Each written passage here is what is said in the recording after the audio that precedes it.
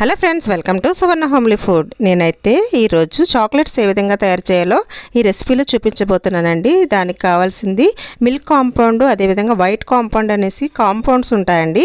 అందులో సపరేట్ నేను తీసుకున్నాను. అదేవిధంగా 500 గ్రామ్స్ అయితే తీసుకోవాలి.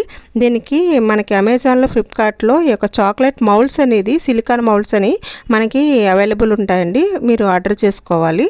అదేవిధంగా వైట్ కాంపౌండ్, తర్వాత మిల్క్ కాంపౌండ్ రెండింటిని సపరేట్గా నేను ఈ విధంగా వీడియోలు చూపిస్తున్నట్టుగా తురుముకోవాలండి. ఈ యొక్క చాప్ చేసుకుని సపరేట్గా పెట్టుకోవాలి. వీడియోలో చూపిస్తున్నట్టుగా చూడండి. ఈ విధంగా తురుముకోవాలండి, రెండు సపరేట్గా. ఇది మనము చాక్లెట్స్ చేసినప్పుడు మనకి డబల్ బాయిలింగ్ మెథడ్లో మాత్రమే ఈ యొక్క చాక్లెట్స్ చేయాలండి. నేను వీడియోలో చూపిస్తున్నట్టు కొంచెం వాటర్ వేసుకొని దానిపైన ఒక బౌల్ లాంటిది పెట్టుకొని ఆ యొక్క చాక్లెట్స్ సపరేట్గా తురుముకున్నటువంటి దాన్ని ఈ యొక్క సపరేట్గా పెట్టుకొని మెల్ట్ చేసుకోవాలండి. ఈ వీడియోలో చూస్తున్నట్టుగా మెల్ట్ చేసుకోవాలి. నేను చూపిస్తున్నట్టుగా ఈ విధంగా మెల్ట్ చేసుకున్న దాన్ని మౌల్డ్స్లో వేసుకోవాలి. ఇప్పుడు మనం మీకు కావాలంటే డ్రై ఫ్రూట్స్ కూడా మీరు యాడ్ చేసుకోవచ్చు. కాజు కానీ బాదం కానీ మీరు ఈ యొక్క మౌల్డ్స్లో వేసుకుని యాడ్ చేసుకుంటే కూడా చాలా టేస్ట్ అయితే సూపర్ ఉంటుందండి. కొంచెం కోకోనట్ కూడా, మనం డ్రై కోకోనట్ ఉంటుంది కదా, అది కూడా మనం వేసుకుంటే చాలా టేస్ట్గా మాత్రం అయితే చాక్లెట్స్ వస్తాయండి.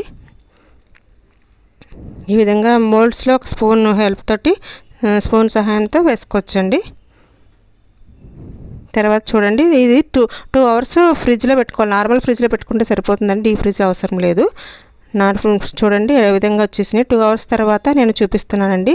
ఎంతో టేస్టీగా ఉన్నటువంటి చాక్లెట్స్ అయితే మిల్క్ కాంపౌండ్ తోటి, అదేవిధంగా వైట్ కాంపౌండ్ తోటి వచ్చినటువంటి చాక్లెట్స్ నేను చూపిస్తున్నాను. ఎంత చక్కగా వచ్చినాయో చూడండి. ఎంతో టేస్టీ అనేటువంటి ఎమ్మీ అనేటువంటి చాక్లెట్స్ అయితే రెడీ అయిపోయినాయి. ప్లీజ్ నా ఛానల్ అయితే ఎవరైతే సబ్స్క్రైబ్ చేసుకోలేదో ప్లీజ్ సబ్స్క్రైబ్ అండి. లైక్ చేయండి, షేర్ చేయండి, కామెంట్ చేయండి. ఈ రెసిపీ మీకు నచ్చినట్లయితే నాకు కామెంట్ చేసి పెట్టండి కామెంట్లో. థ్యాంక్ యూ ఫర్ వాచింగ్ అండి.